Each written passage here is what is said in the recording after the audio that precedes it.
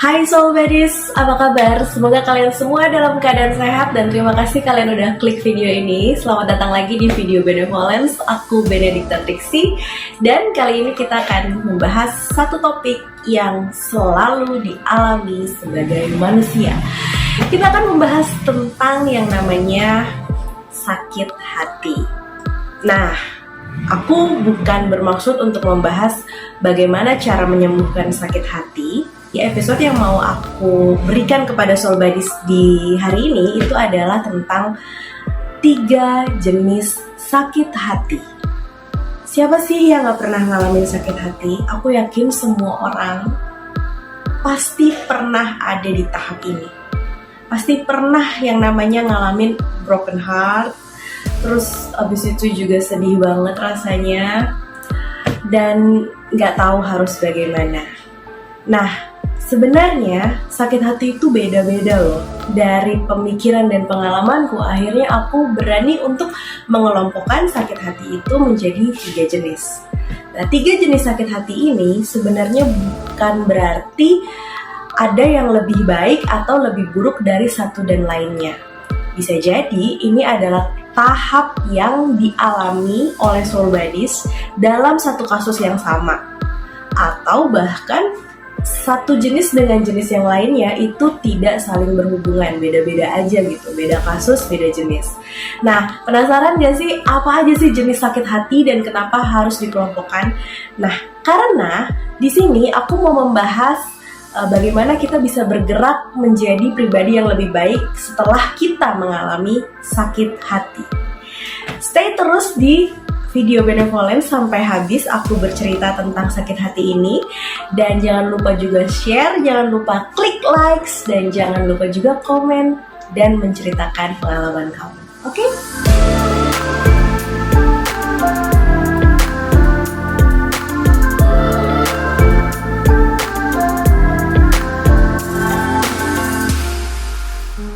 Oke Soul Buddies, tadi aku sempat bilang bahwa nggak ada yang lebih baik dan nggak ada yang lebih buruk dari satu dan lainnya dari 3 jenis sakit hati yang mau aku bahas di sini.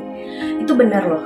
Kenapa? Karena setiap orang itu punya jalan hidupnya masing-masing, punya pembayaran karma atas kasusnya masing-masing, punya kontrak jiwanya masing-masing, dan tentunya punya pelajaran hidupnya masing-masing. Dan ini belum tentu sama ya satu dengan yang lainnya. Nah, langsung aja kita mulai. Jenis sakit hati yang pertama itu adalah sakit hati yang destruktif. Nah, kenapa? Karena ketika kita mengalami sakit hati yang destruktif, hati kita akan merasa sangat sakit, saking sakitnya kita membenci orang yang menyakiti kita. Dan kita juga bisa gelap mata untuk ingin mencelakakan orang yang memang sudah menyakiti hati kita. Kita menjadi pribadi yang pahit ya. We are becoming bitter. We holding the grudge. Kayak kita tuh dendam gitu. Kenapa aku diperlakukan sedemikian rupa? Dan kita punya kecenderungan destruktif terhadap diri kita sendiri. Kita cenderung nggak mau makan, malas beraktivitas lagi, terpuruk, terus kita juga nggak semangat untuk menghadapi hari-hari yang berganti. Kita nggak pengen merawat diri menjadi lebih baik seperti hari-hari biasanya. Nah, itu kita juga destruktif terhadap diri kita gitu. Setelah kita punya rasa kesal dan rasa dendam kepada orang yang menyakiti kita, kita juga menyakiti diri kita sendiri. Dengan destructive behavior tadi itu, kita jadi nggak semangat untuk ngapain. Terus juga kita cenderung berharap orang yang menyakiti kita itu mendapat balasan yang setimpal atau dapat karmanya di depan mata kita. Kadang bahkan ketika kita destruktif terhadap diri kita sendiri, kita jadi nggak semangat untuk hidup juga. Nah, ini bahaya. Kalau kita nggak semangat lagi menjalani hari-hari, saking sakit hatinya kita juga jadi nggak semangat hidup. Sini kita sudah perlu bantuan. Soul Buddies, sakit hati yang destruktif ini itu ujungnya adalah trauma. Nah, trauma tidak selalu buruk. Jadi, trauma itu sebenarnya mengaktifkan alarm di dalam diri kita supaya kemudian hari kita tidak mengalami hal yang sama lagi gitu. Jadi karena kita sudah punya trauma, kita akan sangat berhati-hati supaya kita tidak mengalami hal yang sama lagi. Nah, dengan trauma ini kita menciptakan trust issue. Sehingga sakit hati yang destruktif ujungnya adalah trust issue karena kita trauma dengan kejadian itu. Saking sakit hatinya kita destruktif terhadap orang yang menyakiti kita, terhadap diri kita sendiri, dan kita nggak mau hal itu terjadi lagi. Makanya kita menciptakan boundaries, kita menciptakan trauma, dan trauma itu memberikan kita trust issue. Di kemudian hari kita tidak lagi semudah itu percaya sama orang lain.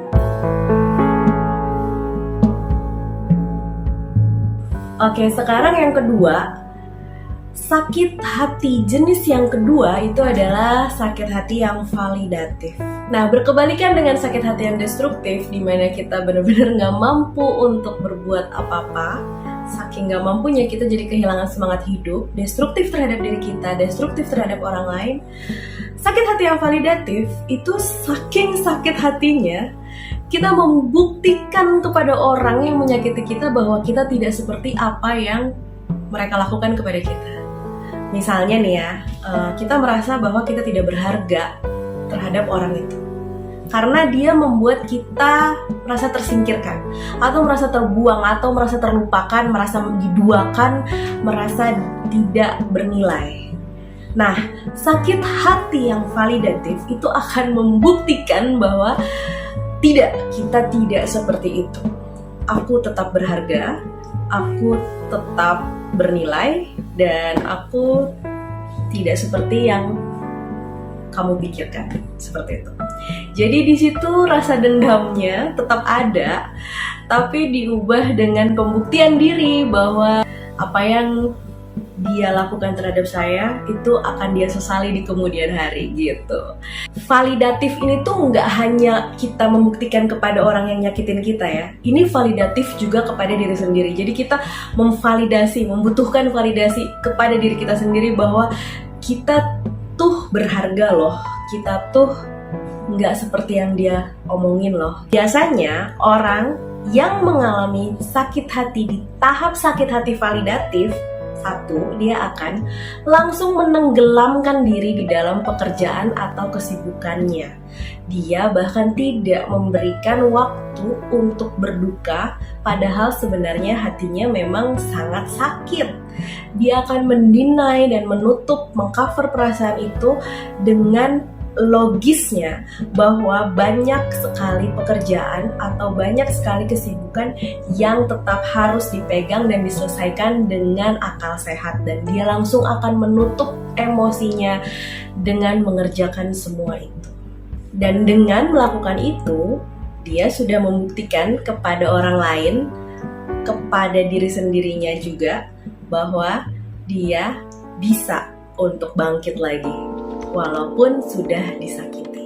Bahkan biasanya justru setelah sakit hati dia tiba-tiba berprestasi di dalam satu bidang tertentu, dan dia tiba-tiba punya hal yang dia unggulkan, tiba-tiba dia semangat menjalani satu bidang atau satu hal tertentu. Itu kalau dalam bidang pekerjaan atau dalam bidang kesibukan. Tapi validasi itu juga banyak macamnya ya. Bisa jadi nih, setelah sakit hati, karena tadi aku sempat bilang dia tidak punya waktu untuk bersedih, dia langsung punya pasangan lain. Ini juga validasi, atau kita sebut pelarian. Dia tiba-tiba sudah bisa membuka diri lagi kepada orang lain dan akhirnya menjalin hubungan yang baru, lembaran yang baru, move on istilahnya.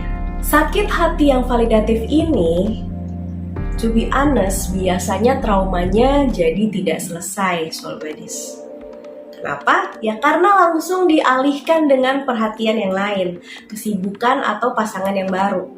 Sehingga apa yang perlu diselesaikan, trauma yang perlu dihadapi itu tidak tuntas. Nah, hal yang seperti ini sadly itu sebenarnya jadinya akan hanya memindahkan satu pelajaran yang sama di orang yang lama, dipindahkan nih pelajarannya ke orang yang baru, tapi pelajarannya tetap sama, SKS-nya tetap ngulang. Nah, jadi ujung dari sakit hati jenis validatif ini adalah pattern yang sama. Jadi patternnya sama, berulang lagi karena traumanya tidak disembuhkan, menolak dan mendinai, mengcover diri untuk tidak merasakan rasa tersebut dengan mengalihkan perhatian dengan pekerjaan, mempunyai pasangan baru. Dan hal itu bukan hal yang buruk, sekali lagi aku bilang tidak ada hal yang baik dan yang buruk yang lebih daripada satu dengan yang lainnya. Tapi ini adalah tahap yang dialami semua manusia, percayalah.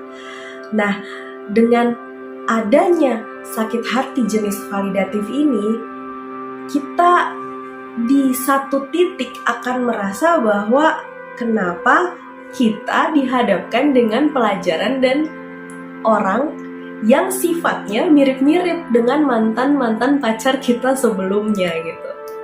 Karena sebenarnya hal itu terjadi karena kita sedang mengulang pelajaran yang sama, Soul Buddies.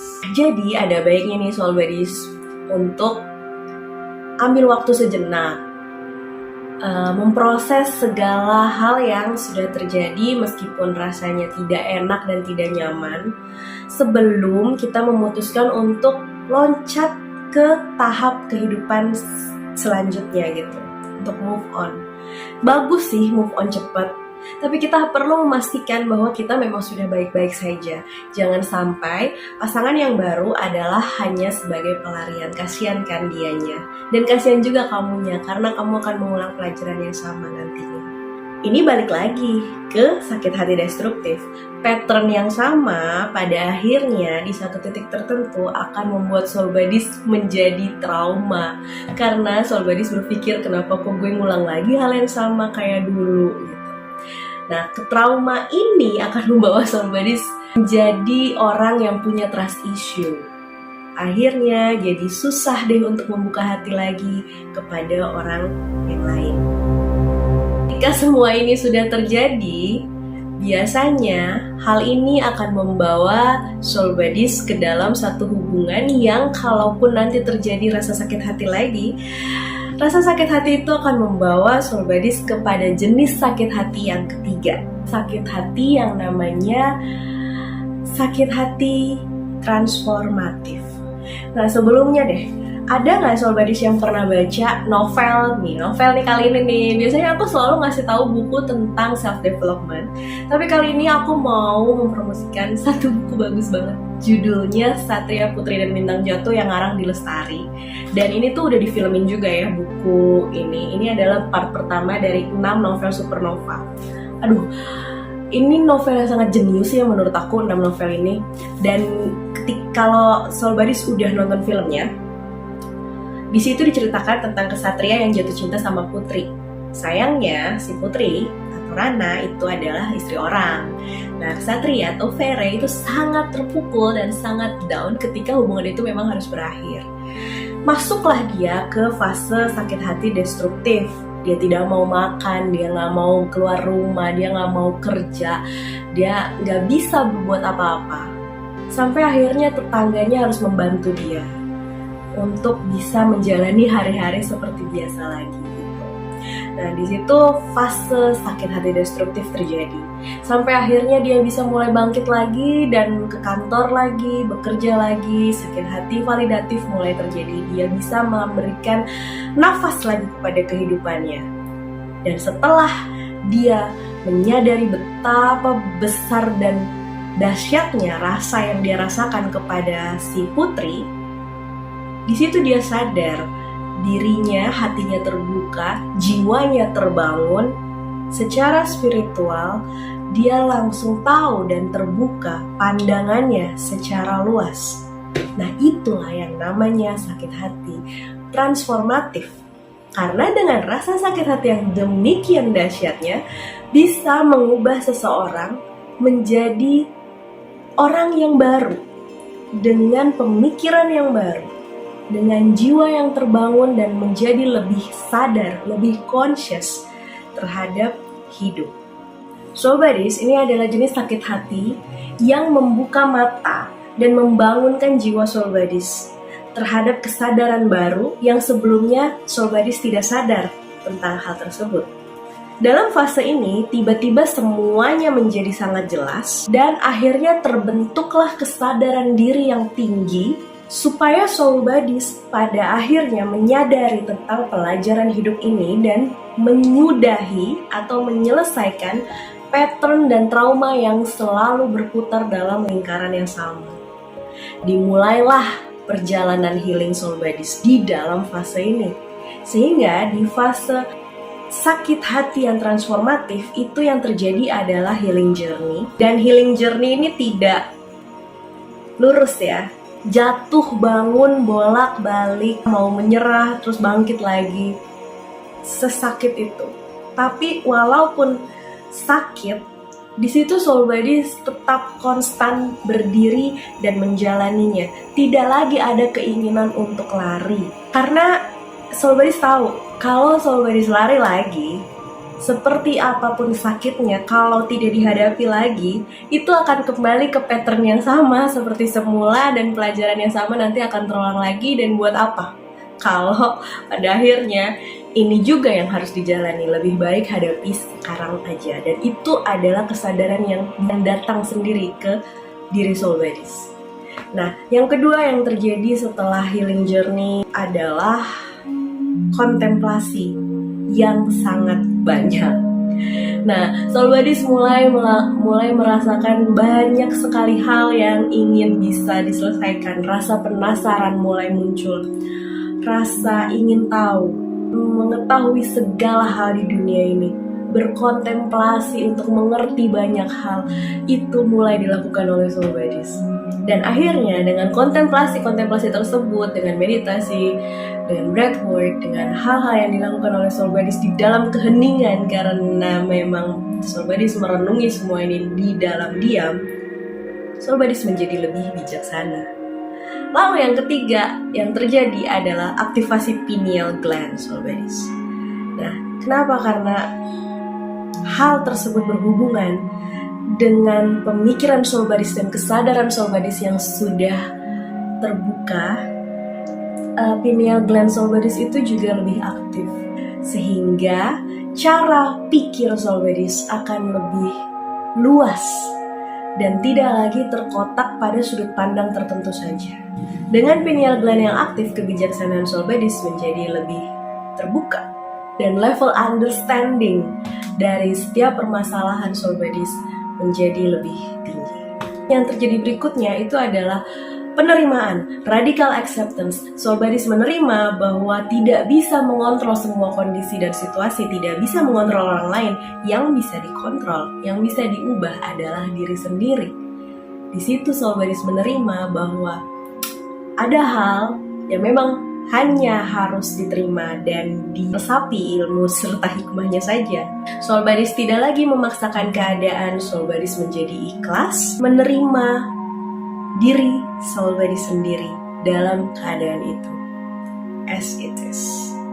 Tidak lagi dipaksakan untuk cepat sembuh, tidak lagi dipaksakan untuk melihat orang yang menyakiti kita terluka, tidak lagi memaksakan kita harus cepat mendapat pasangan baru, tidak lagi. Semuanya kita terima dengan baik, karena memang mungkin itu adalah hal yang perlu kita alami. Lalu yang berikutnya, Soul Buddies menjadi lebih berserah pada kehendak semesta. Pasti ada hal besar yang terjadi di balik apa yang menimpa Soul Buddies. Sakit hati ini itu ada maksudnya. Sakit hati ini itu ada tujuannya di depan sana. Dan Soul Buddies percaya itu, sehingga Soul Buddies melangkah dengan harapan yang sebelumnya tidak Soul Buddies miliki. Nah, disitulah Soul Buddies udah hilang tuh keinginannya untuk mencelakakan orang lain karena dia udah nyakitin Soul Buddies. Udah hilang keinginannya untuk mencelakakan diri sendiri supaya bisa enam perasaan sakitnya, digantikan oleh perasaan sakit fisik aja. Udah gak ada pikiran itu. Bahkan Soul Buddies menjadi lebih sayang ya kepada diri sendiri karena melihat bahwa diri Soul Buddies sudah mengalami sedemikian hebatnya hal yang sangat menyakitkan. Maka timbullah rasa kasihan gitu, timbullah rasa ingin merawat dan ingin cintai diri Soul Buddies karena sudah mengalami banyak hal yang menyakitkan itu. Yang paling ultimate, tombol cinta tanpa syarat yang sebenarnya sudah ada di dalam diri Soul Buddies teraktivasi. Nah, cinta tanpa syarat ini itu mungkin trigger dan dinamonya dari orang yang nyakitin Soul Buddies sampai akhirnya Soul Buddies bertransformasi menjadi seperti ini adanya. Tapi cinta tanpa syarat itu terpancar kepada semua orang, bahkan kepada diri Soul Buddies juga. Dan semua orang di sekitar Soul Buddies merasakan perubahan yang terjadi pada diri Soul Buddies, menjadi lebih lembut, menjadi lebih empati, dan menjadi lebih bijaksana dan tidak menghakimi. Nah, hal-hal itu adalah hal yang muncul ketika Soul Buddies mengalami yang namanya rasa sakit hati transformatif. Meski perjalanannya nggak gampang ya, jelas jatuh bangun, berdarah-darah lah gitu. Tapi rasa sakit hati yang transformatif ini ujungnya adalah self-love. Karena Soul Buddies akhirnya memahami diri Soul Buddies itu sangat berharga untuk dirawat, untuk jangan lagi merasakan hal sesakit ini, untuk jangan lagi di depan sana merasakan pattern dan pelajaran yang sama gitu. Maka di sini Soul Buddies ingin for the sake of yourself, Soul Buddies memutus pattern itu, mengambil hikmahnya, mengambil pelajarannya, mencintai orang yang menyakiti kita, mencintai diri kita sendiri, dan damai serta memaafkan. Nah, itu yang terjadi pada saat kita mengalami sakit hati jenis transformatif. Diri kita yang bertransformasi. Sampai pada akhirnya kita berubah menjadi cinta itu sendiri. Nah, gitu deh Soul Buddies. Sekarang aku mau nanya, Soul Buddies ada di tahap yang mana? Atau Soul Buddies sedang mengalami sakit hati jenis yang mana? Nah, yang manapun yang sedang dialami oleh Soul Buddies, ingat ya, tidak ada yang lebih baik dan tidak ada yang lebih buruk dari satu dan lainnya. Karena jenis sakit hati yang aku sebutkan tadi bisa jadi terjadi sebagai tahap aja, di satu kasus yang sama, di satu orang yang sama, atau bisa juga sebagai pengalaman di beberapa orang yang sama. Karena tadi yang kedua aku sebut ada pattern yang terjadi, pelajaran yang sama bisa berpindah ke orang yang berbeda. Yang mau aku sampaikan di sini adalah kalau Soul Buddies diizinkan mengalami ketiganya, selamat ya. Berarti Soul Buddies diizinkan untuk mengalami pelajaran yang akan membimbing diri Soul Buddies untuk menjadi orang yang naik kelas, untuk menjadi orang yang lebih bijaksana di depan sana. Percaya aja pada perjalanannya dan selalu dengarkan hati nurani Soul Buddies. Itu adalah berkat terselubung, bahasa Inggrisnya blessing in disguise. Jadi berkat bukan cuma dari materi, bukan cuma dari keluarga yang harmonis, tapi dari rasa sakit hati yang akhirnya bisa mentransformasi kita menjadi diri yang lebih baik, terus memahami pattern yang terjadi dan menyembuhkan trauma-trauma di masa lalu. Itu sebenarnya juga adalah berkat yang sebenarnya terselubung di dalam rasa sakit. Jadi syukurilah itu. Itu Soul Buddies, terima kasih ya kamu udah dengerin video ini sampai akhir, dan semoga Soul Buddies tetap semangat menjalani hidup ini. Terima kasih, bye-bye.